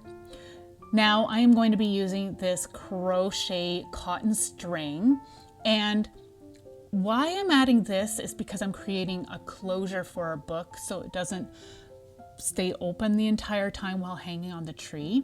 I'm just using my tacky glue, and I am going to evenly place our string into the glue, and I'll allow that to set up a little bit. But first I'm adding some glue using my glue stick, and I'm also using some tacky glue just along the edge. I'll be spreading that out, and then I'm going to be adhering our panels. So you want to take your panel and you want to line it up with the score mark that we created for the spine of our book. If you have any overhang, it's okay, we can trim that off, but you do definitely want to make sure that the one edge is lined up with the spine. Here I'm just pulling the string to make sure it's not too loose, and then I'm going to allow it to dry. So while our book cover is drying, I am going to be cutting out the sheets of paper that are going to go inside our book. I'm cutting out some white copy paper that's 1¾ inch wide. I will cut down a total of 4 strips. I am going to be making some registration marks that are 1¾ inches apart. Now, if you can figure out the math, then by all means, just keep your ruler stationary, but I'm not very good at math here. So I just did it what was easiest for me, and that was just moving our ruler every 1¾ inches. If you have any excess, as I did on the end here, you can just trim that off.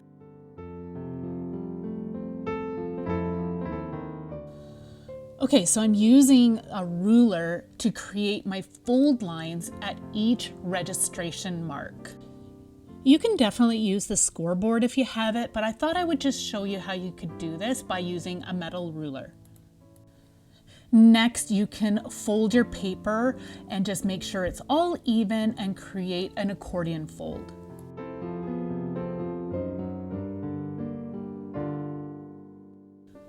You'll want to do the same for each strip of paper.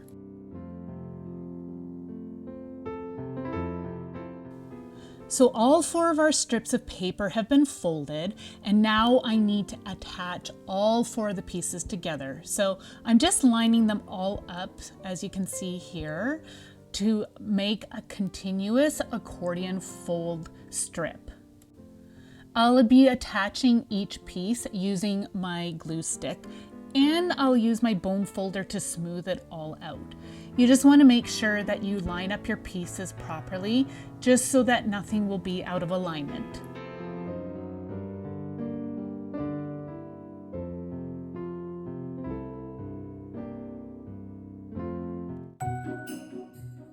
So our book cover is all dry, and then I decided to add some red ink to the edges of the outside and inside of our panel, just for a little bit of pop of color.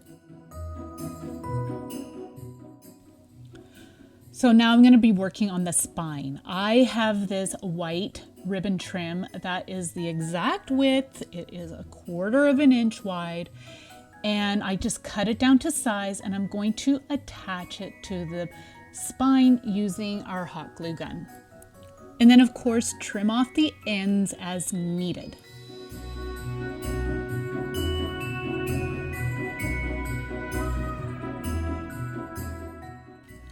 So I decided to use this red and white baker's twine for our ornament hanger. I'm just wrapping it around the spine, as you see here.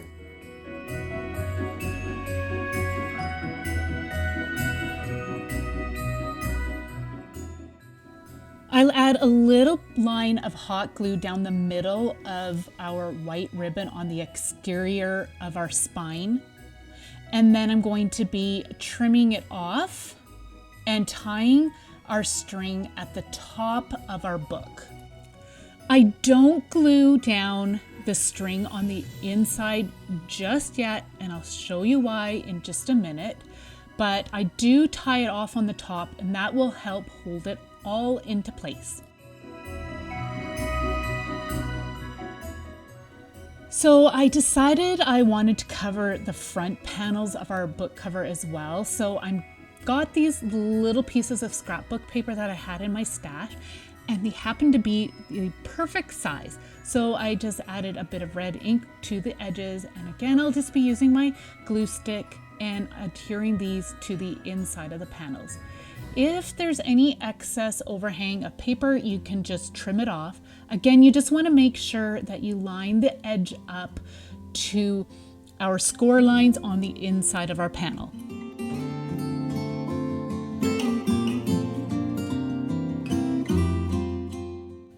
Okay, so now it's time to add our book pages.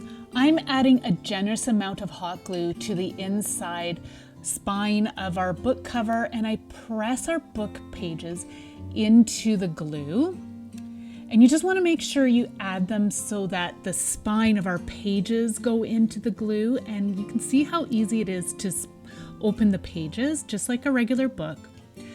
I tie off our ornament hook with a knot on the top, and then you can tie off your closure in a bow. You can definitely decorate this book up any way you'd like, but I thought it was so fun. You can include little pictures or little stories inside. This will be a great keepsake for years to come.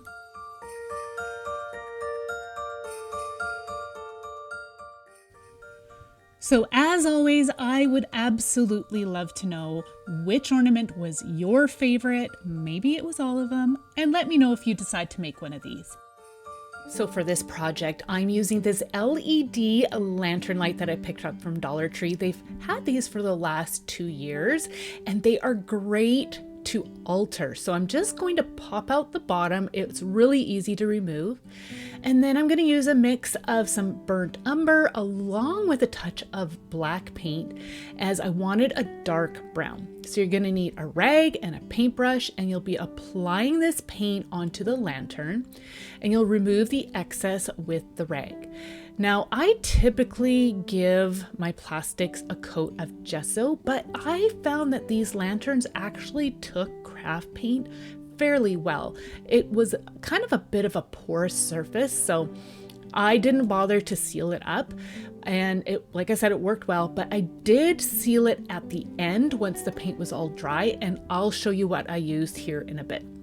So I'm covering the entire surface of the lantern, both inside and out.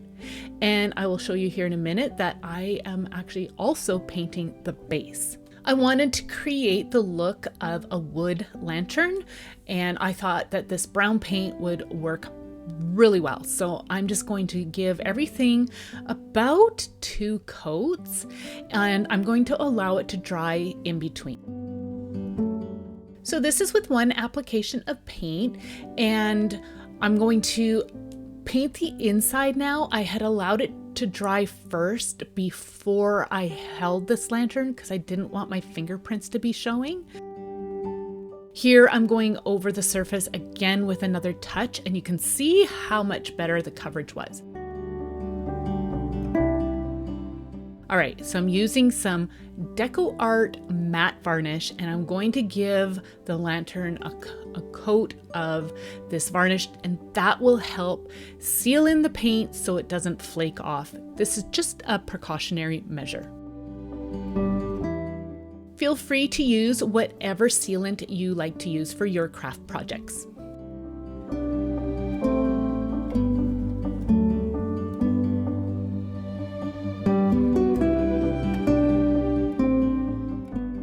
Okay, so the sealant is all nice and dry, and now it's time to decorate. I have this evergreen pipe cleaner. I picked it up from my local dollar store, and I created a little wreath out of it. Now, I did have a viewer confirm that you can actually get the same stuff at Hobby Lobby down in the US. So if you're in search of it, then I would definitely check out your store. So I'm applying this using some hot glue. I wanted to kind of camouflage the candle a little bit, and I thought this did the trick. Now I wanted to just add a bit more texture, so I'm using these flocked leaves. Again, this was just from my stash. It's leftover pieces from I believe it was from Dollar Tree. They had these beautiful spring florals. I also got these pip berries, again from Dollar Tree. A lot of my supplies come from Dollar Tree because it's just an affordable way to craft. And so I tend to use these things over and over again. They're my favorites, but of course, feel free to check out your local craft stores to see what you can find, or check out even places like a thrift store or your local dollar store. I am just making sure that my top of my lantern fits over this little wreath that I made. And now I'm adding the little berries for a beautiful festive touch.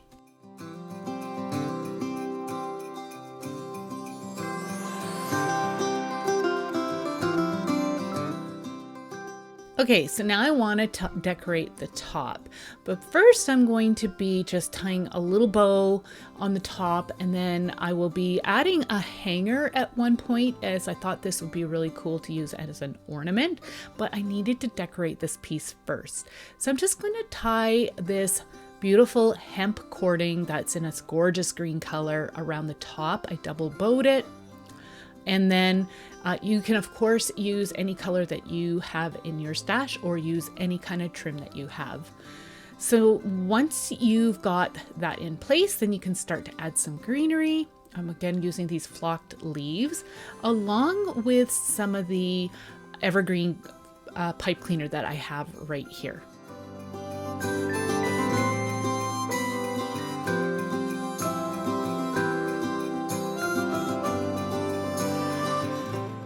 So I am going to be adding the pip berries to the top as well, but after having a little look here, I realized that I had covered up my bow too much, so I decided just to tie another simple little bow, and I am going to add that to the middle of the little cluster that I have going on right here. I think that looks just so much better.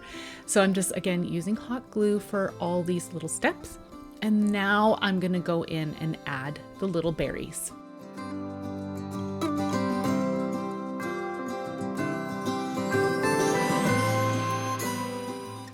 So once you're done decorating your little lantern, you can pop the base back into place, and then it's ready to be hung in a tree if you have an ornament hook on it, or you could even use this on a tiered tray or in any little vignette that you have. I think it is so adorable. And as you can see, I missed a glue string. Gotta remember to remove those glue strings, but I really love how this piece turned out.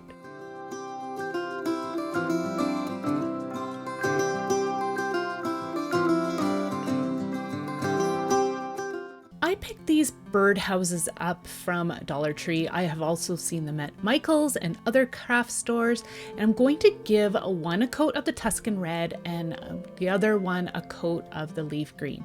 As you can see, I'm just painting the body of the birdhouse. I'm going to be painting the base and the roof a different color. I actually absolutely love to use birdhouses at Christmas time, so I thought that this project would be so fitting. So as you can see, I've set the red one aside to dry, and now I'm doing the green, and I will allow them both to dry after one coat of paint each. I only did one coat because I wanted the wood grain to show through. All right, so now I am going to use burnt umber, and I'm going to be painting the roof with this color. You can paint your birdhouses, of course, any color that you like for your Christmas decor.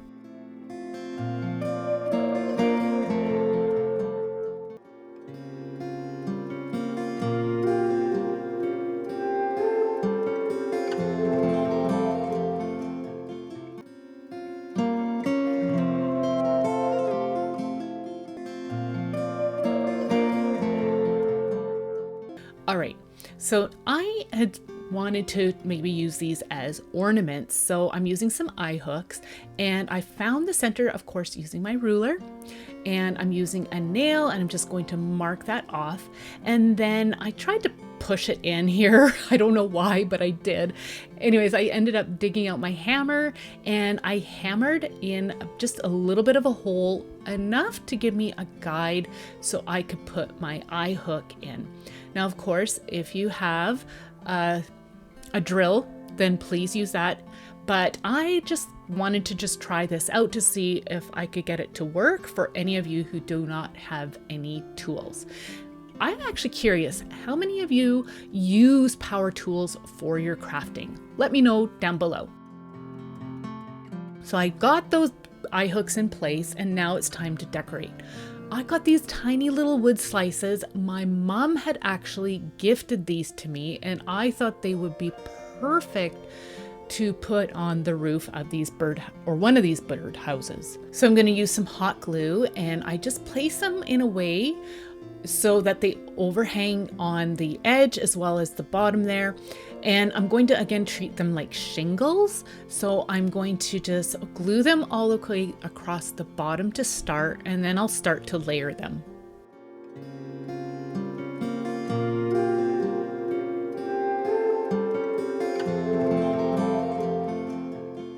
I've also tried to make sure that I tested the pieces out to make sure that they're going to fit on the birdhouse properly, and then I glued them into place.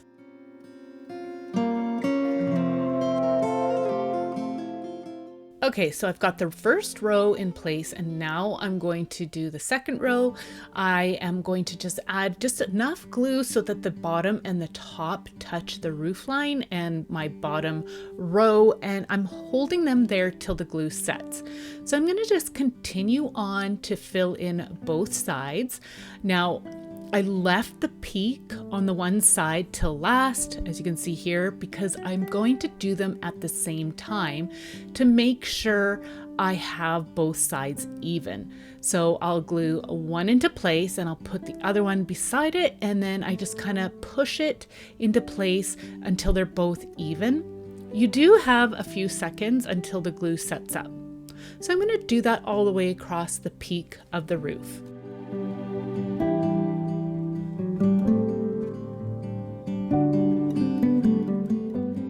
Okay, for another option, I'm using birch bark. Again, I foraged this from the forest, so you can check out that foraging video.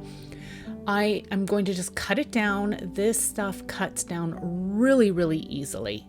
And I try to get some pieces that are nice and flat, and that just makes it easier to work with for projects such as this. I'm just trying to piece this one side together, but I end up just finding just a straight up regular piece. And I'm adding some hot glue, and I'm just making sure I get it right up to the edge because I do not want the birch bark to lift. So generously apply the glue, add the birch bark, and then flip it over and press until the glue sets. So if you don't have birch bark, you could do some other alternatives such as fabric, scrapbook paper, and of course, feel free to cover it up any way you'd like, or you could just paint it out a different color. My birch bark is all in place, and some of the bark was lifting in a few areas, so I'm just adding a little bit more hot glue here and there, and I'm also trimming any of the edges as needed. Okay, so I'm going to start to decorate. Again, I am using these evergreen pipe cleaners, and I thought it would be really pretty just to add a touch of this Christmas greenery around the base of the bird houses. So I'm just applying that using the hot glue.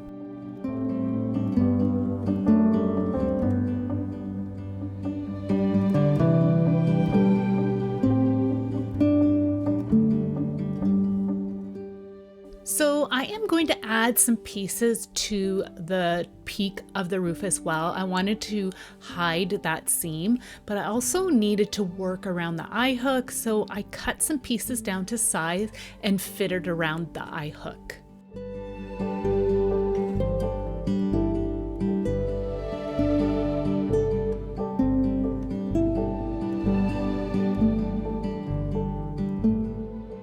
Okay, so now for the red birdhouse, I'm creating a little miniature wreath, and I'm going to glue that around the whole of the birdhouse. Now, another fun little touch is you could add a little bird if you have the right size. I didn't have the right size in my stash, so I'm just decorating it with some beautiful greenery and some other added touches.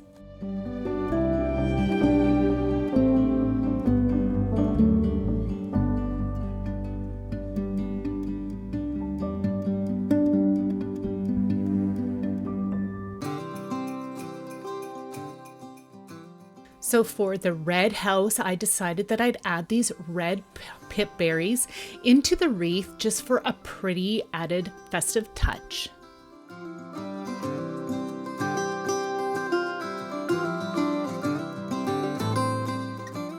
For the green one, I decided to use pieces of branches as well as some lichen, and I really wanted to keep this pretty natural. So I didn't like the little edge that was under the roof line of the birch bark, so I'm just going to cover that up with a little twig on both sides, both front and back. Now I'm adding some of the lichen in amongst the greenery.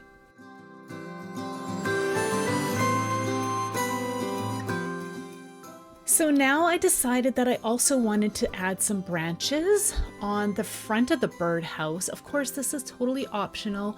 Decorate your birdhouse however you like. I just thought it would look really cute as if it was actually kind of sitting in a tree in a way. It just kind of gives that illusion. So I just figure out where I want my little pieces to go, and then I glue them into place. So I think these are looking great. And now I'm going to use some baker's twine to create my hanger. But of course, again, you could omit the hanger and use these just in some vignettes or on a tiered tray. But I have a few birdhouses in my Christmas tree ornament collection already, so I thought this would be absolutely fitting. These are adorable. And again, as you can see, I forgot to pull some glue strings, so you're going to see a few of those again. But another trick you could do is use a hot blow dryer, and that will melt those little glue strings away really, really well.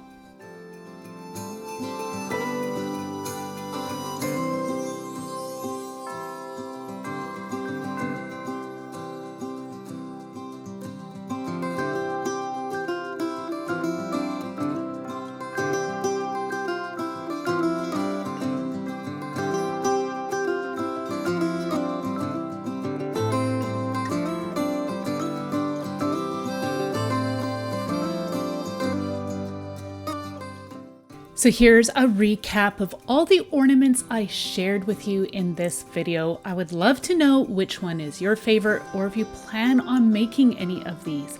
I have got another video for you to check out that is jam-packed with some more handmade ornaments for you to check out. I will have that linked again down in the description box, pinned in the comments section, as well as linked right here at the end of this video.